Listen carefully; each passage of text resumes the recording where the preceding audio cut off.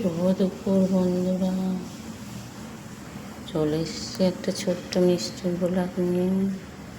আগে দুপুরের মেনু দেখে নিন। ভাত ধোয়া উঠছে,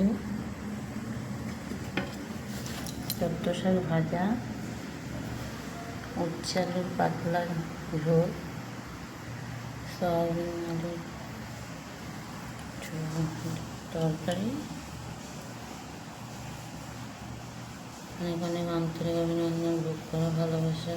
শিব কালী ঠাকুরের পুজো কালকে সবাই ভালো থাকবেন। অনেক অনেক আন্তরিক অভিনন্দন দাদা ভাই দিদি ভাইদের। শুভ দুপুরের শুভেচ্ছা রইল।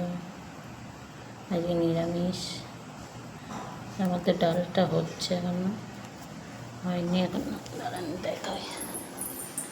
মুগ ডাল বসিয়েছি সিদ্ধ,